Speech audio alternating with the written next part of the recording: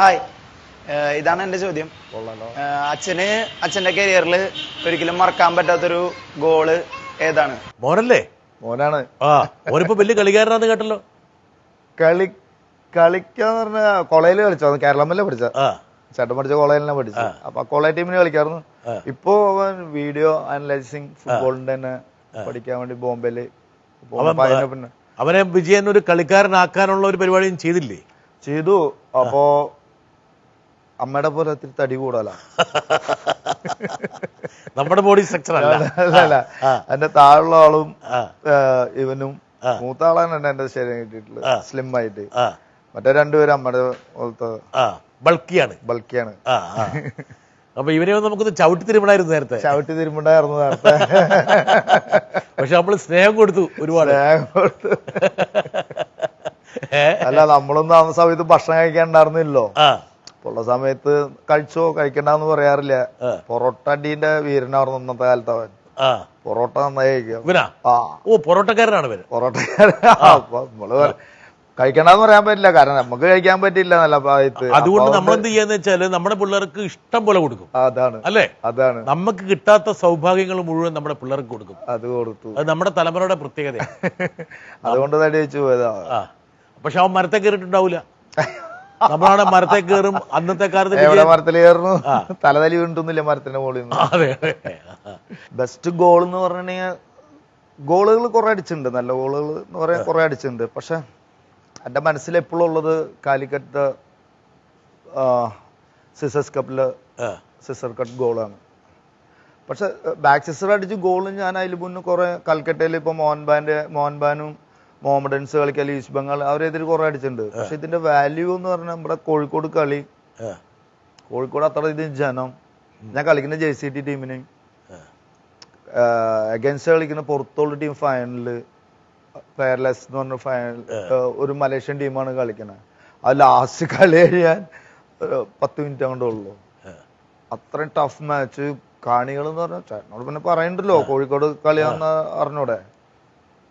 അത് തജിന്ദർ ക്രോസ് ചെയ്യുന്നു, കുറെ ഭാഗ്യവും കുറെ പ്രാക്ടീസ് ചെയ്തതും എല്ലാം കൂടെ ആ ടൈമില് നമുക്ക് ആ ഷാർപ്പ് സെക്കൻഡിൽ ചിന്തിക്കുന്നു, ഇങ്ങനെ ട്രൈ ചെയ്യുന്നു, ഗോളാവണു. ആ ഒരു ഗോളിനെയാണ് ജയിക്കണത്. അതെപ്പോഴും ഞാൻ മാത്രമല്ല, ഇപ്പൊ ഇന്ത്യയിലായാലും കേരളത്തിലായാലും എല്ലാവരും ആ ഗോള് എല്ലാവരും ഓർമ്മിച്ചിരിക്കുന്ന ഒരു ഗോളാണ്. ജിയന്റെ ഒരുപാട് ഗോളുകൾ ആൾക്കാരുടെ മനസ്സിലുണ്ട്. എന്റെ മനസ്സിൽ തന്നെ ഒരുപാട് ഗോളുകളുണ്ട്. ഞാൻ ഒരു ഗോള് കാണിച്ചു തരാം.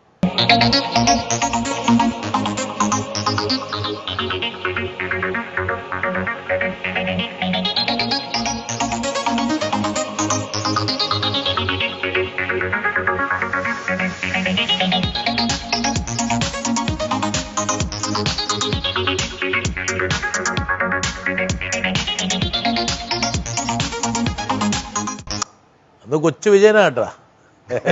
ഞാൻ നെഹ്റുകപ്പ് കളിച്ച കൊച്ച് മുടി അങ്ങനെ പറ്റ വെട്ടിയതാണത്. അത് നെഹ്റുകപ്പ് നമ്മുടെ കൊച്ചിയിൽ കളിച്ചത്. അല്ല, കൽക്കട്ടയിലെ വിജയന്റെ ഗോളുകളെ കുറിച്ച് നമ്മുടെ ചില ബംഗാളികൾ ഇപ്പോഴും പറയും. എനിക്കൊന്ന് ബഗാനെതിരാണോ, അതായത് വിജയൻ ഒരു പാസ് കൊടുക്കുന്നു, എനിക്കൊന്ന് രാമൻ വിജയൻ ആരാണോ ഒരാൾ കൊടുക്കുന്നു, മൂപ്പറ പന്ത് ഇങ്ങനെ വെച്ചിട്ട് കുറച്ചു നേരം വെയിറ്റ് ചെയ്യുന്നു, വിജയൻ എവിടുന്നോ വന്ന് ഒറ്റ അടിച്ചത് ഗോളാക്കുന്നു. ക്ലബ് ടീമിൽ കളിക്കുമ്പോ ഞാൻ ചെല്ലുമ്പോ ചീമോക്കേരി ആയിരുന്നു ഉള്ളത്. ചീമോക്കേരിയുടെ കൂടെ കളിക്കാൻ നല്ല സുഖമാണ്, നല്ല പ്ലെയറും, കുറെ ഗോൾ അടിക്കാൻ പറ്റില്ല. അവിടെ പോയിട്ട് ക്ലിക്ക് ആയതാണ്. എല്ലാരും പറഞ്ഞു ഇവിടുന്ന് പോയി കഴിഞ്ഞാൽ കുറെ പ്ലേയേഴ്സ്, നല്ല നല്ല പ്ലേയേഴ്സ് നമ്മുടെ കേരളത്തിൽ നിന്ന് പോയിട്ടുള്ളവരുണ്ട് അവിടെ. സേവിയർ പൈസ്, നജിമുദ്ദീൻ, നജുക്ക. ഇതിൽ ഏറ്റവും വലിയ പുലി എന്ന് പറഞ്ഞ റഹ്മാൻ കോഴിക്കോടുള്ള ഒളിമ്പ്യൻ റഹ്മാൻ. നമ്മളൊന്നും ഒന്നല്ല അവിടെ കൽക്കട്ടയില്. കാരണം ഇപ്പോഴാണ് ടൈഗർ സരൂഖ് ഗാംഗുലിയായത്. ആദ്യം എന്ന് പറഞ്ഞ കൽക്കട്ടയിലെ ഫസ്റ്റ് അന്ന് ഫുട്ബോളാണ് അവിടെ ക്രേസ്. ഇപ്പോഴാണ് ക്രിക്കറ്റ് വന്നത്. അന്ന് ടൈഗർ റഹ്മാൻ ഖാന്ന് വിളിക്കുക. ആളുടെ കഥ കേട്ടിട്ടാണ് നമ്മൾ അവിടെ ചെല്ലണത്. പറഞ്ഞ ഗോവിന്ദ് എന്ന് പറഞ്ഞിട്ട് ഞങ്ങളുടെ മെയിൻ ആളുണ്ട്, ബോൾ ബോയ് ആണ്, ഞങ്ങളുടെ ബാഗ് ബൂട്ടൊക്കെ എടുക്കുന്ന ആളാണ്. അന്ന് ചെറിയക്കനായിരുന്നു. അപ്പൊ ആളുടെ അച്ഛനായിരുന്നു അന്ന് അവിടെ ഉള്ളത്. അപ്പൊ റഹ്മാന്റെ കഥ കേട്ടിട്ട് തന്നെ ഞങ്ങൾ പിന്നെ ദൈവമേ അത്രയെങ്കിലും കളിക്കാൻ പറ്റില്ല, ഇത്രയെങ്കിലും കളിക്കാൻ പറ്റുന്ന പറഞ്ഞ സംഭവം കാരണം ചെറിയൊരു സാധനം പറഞ്ഞത് ആളെ കുറിച്ച് പറഞ്ഞില്ലെങ്കിൽ ഭയങ്കര വിഷമമുള്ള കാര്യമാണ്. കാരണം ഈസ്റ്റ് ബംഗാൾ മോഹൻബാനും കൂടി കളി നടക്കാം കൽക്കട്ട് സോൾട്ട് ലേക്ക് സ്റ്റേഡിയത്തിൽ, അല്ല മറ്റേ ഇവിടെ ക്രിക്കറ്റ് സ്റ്റേഡിയത്തിൽ. ഇപ്പോഴാണ് ക്രിക്കറ്റ് സ്റ്റേഡിയം. കളി നടക്കുമ്പോൾ ഫുൾ ജനമാണല്ലോ, അറിഞ്ഞൂടാ. കൽക്കട്ടയിലെ ഭയങ്കര ജനമാണ്. കളി നടക്കുമ്പോൾ ഭയങ്കര കളി നടക്കും. ഈസ്റ്റ് ബംഗാൾ മോഹൻബാൻ എന്ന് പറഞ്ഞാൽ ഭയങ്കര ടഫാണ് അവിടെ. ഒരാഴ്ച മുന്നേ 2 ആഴ്ച മുന്നേ പ്രസ്സുകൾ ഇങ്ങനെ എഴുതാൻ തുടങ്ങും, പ്രാക്ടീസ് ചെയ്യണതും അത് ഇതും. കളി നടന്ന് ഭയങ്കര ചുന്നിയോസ്വാമി എന്ന് പറഞ്ഞാൽ ഗ്രേറ്റ് പ്ലെയർ ആണ്.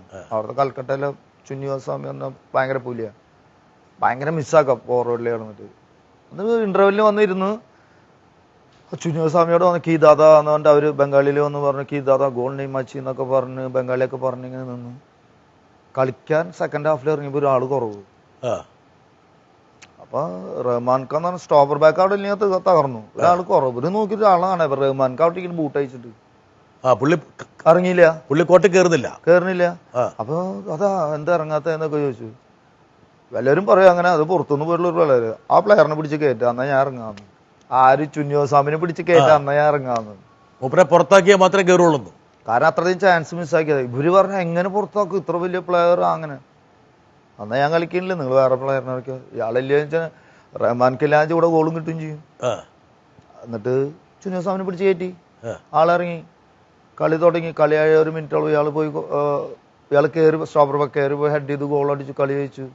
അതൊക്കെയാണ് കളിക്കാരന്റെ നമ്മളത് കേട്ടിട്ടാണ് അവിടെ ചെല്ലുന്നത് കളിക്കുന്നത്. അവരാ കേട്ടിട്ട് അതാണ് റഹ്മാൻ ഖാൻ എന്ന് പറഞ്ഞ കേരളത്തിൽ കുറച്ചു പേർക്ക് അറിയുള്ളൂ. കൽക്കട്ടക്കാർ ഇപ്പോഴും ചെന്ന് ഫാമിലി റഹ്മാൻ എന്ന് പറഞ്ഞ അവിടെ റഹ്മാൻ എന്ന് പറഞ്ഞ കിടിങ്ങ് വിളിക്കുക. അതാണ് റഹ്മാൻ. പക്ഷെ അവരൊക്കെ കേട്ടിട്ട് ഞങ്ങളപ്പോ ഈശോ അത്രയെങ്കിലും ഒന്ന് കളിക്കാൻ, അതിന്റെ പകുതി കളിക്കാൻ പറ്റിയ മതി എന്ന് പറഞ്ഞിട്ട് നമ്മൾ അങ്ങോട്ട് ചെല്ലുന്നത്. പക്ഷെ ഒളിമ്പ്യൻ റഹ്മാനെ നിരാശപ്പെടുത്തില്ല വിജയൻ ഒരുപാട് സർക്കസുകളോടെ കളിച്ചു. വിജയന്റെ പല ഏർപ്പാടുകളും പല ആൾക്കാരും പറയാറുണ്ട്. വിജയൻ പല തട്ടിപ്പ് നമ്പറുകൾ വരുന്നത്, അതായത് ഇങ്ങനെ കിടക്കുന്ന രീതിയിലൊക്കെ കിടന്ന ശേഷം ഈ കാലുകൊണ്ട് തട്ടി ഗോളാക്കുന്ന, അവശനായി കിടക്കുന്നു എന്നുള്ള വ്യാജേനെ പിന്നെ ഉപ്പുറ്റി കൊണ്ട് ഗോൾ അടിച്ചു എന്നൊക്കെ പറഞ്ഞ് അങ്ങനെയുള്ള പല നമ്പറുകളോടെ പറ്റുന്ന കേട്ടെ. അത് നാച്ചുറൽ ഹീൽ പാസ് അതൊക്കെ നാച്ചുറൽ ആയിട്ട് കിട്ടിയതാണ്. ഗോഡ് ഗിഫ്റ്റ് എന്നൊക്കെ വേണേ പല കസർത്തുകളോടെ വിജയം നടത്തി. നമുക്ക് ടീം ജയിക്കാൻ വേണ്ടോ, കളി നന്നാവണോ, കാണികളെ നല്ല കളി കാണിപ്പിക്കണമെന്നോ. സ്റ്റീഫൻ കോൺസ്റ്റാന്റിന് പറഞ്ഞ ഫോക്സ് ബോക്സ് എന്നൊക്കെ പറഞ്ഞിട്ടുള്ള അതൊക്കെ വലിയൊരു ഭാഗ്യം, വലിയൊരു അംഗീകാരമായിട്ടാണ് നമ്മൾ കാണുന്നത്. എനിക്ക് തോന്നുന്നു വിജയൻ സിനിമയിലേക്ക് വരാനുള്ള കാരണം ഈ കളിക്കളത്തിലും നല്ല അഭിനയം ഉണ്ടായിരുന്നു.